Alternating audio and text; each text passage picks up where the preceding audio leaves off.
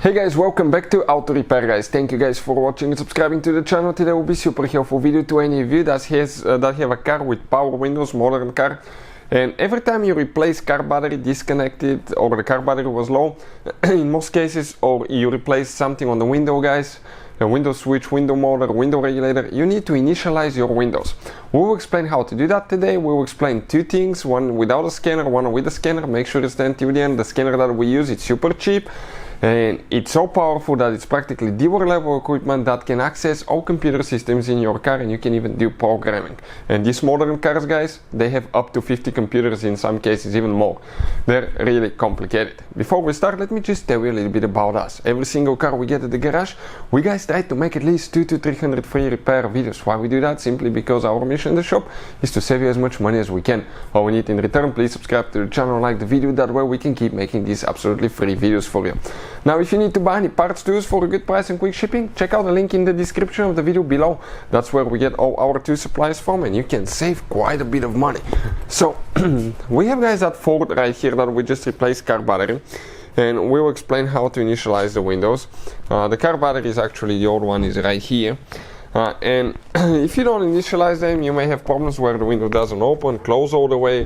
The one touch button that you press it one touch, it goes down, or one touch up may not work. So how you can do that, you need to find the OBD port on your vehicle. Ours is right here actually, but most of the times will be under the dash somewhere. That's what it looks like, and we'll connect the scanner. This is the thing too guys. I'll put the link in the description of the video below where you can get it from for a really good price, and exactly which version that is. But that turns your phone into super powerful diagnostic guys, almost dealer level equipment. You can even program computers, modules with that thing. Turn the ignition switch on. Now what you need to do here, okay, select all system diagnostics. It's going to read the VIN number, decode it, tell us exactly which vehicle we have. In our case it's a 2013 Ford C-Max. It will take just a few seconds, and the magic happens without you doing practically anything guys. Check it out, Ford C-Max 2013. At some point, follow the instruction. It may tell you to turn ignition switch on or off. Ours says turn the ignition switch on. Ours is already on, so we'll click OK. And once it does that, we just wait for it to communicate with all the computers, which is, by the way, quite a few guys, quite a few computers. So working on it now. We'll select system selection. Here you can see you have module programming and all kind of stuff. Under system selection, you need to look guys for either body control module, that's what controls your everything in the body, or on modern vehicles, most of them, you will have even door control module. And most of the times you may have a door control module, that's door computer for every door, or you have one door computer for the left side, which will be located in the front left door, and one door computer for the right side, for the right doors, which will be located in the front right door. We have driver door module right here. You click that one, okay, and you can see the special functions. And then we have guys, okay, passenger control of passenger front door module.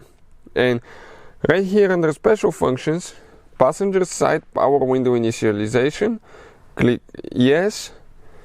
Now turn ignition on and check it out, it's going to roll the windows down. In some cases it may do the rear ones at the same time too. Working on it now guys. Okay, give it some time. It says it still needs about 40 seconds, which is actually less. It's jumping quite big because it needs to store that in the computer modules. It needs to send all that information, and it will tell you if the operation was actually successful. It will take just a second. Okay, we're almost there. You will see, it will just say it was success, or it was successful, something like that. The operation has been successful.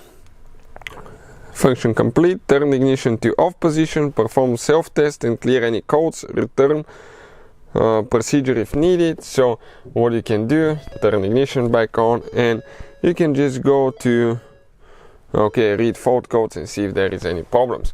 Another way to do it on some cars, but not all, is you hold your window switch down, it closes, and you need to hold it for a certain period of time. Some is like 5 seconds, some is up to 30 seconds.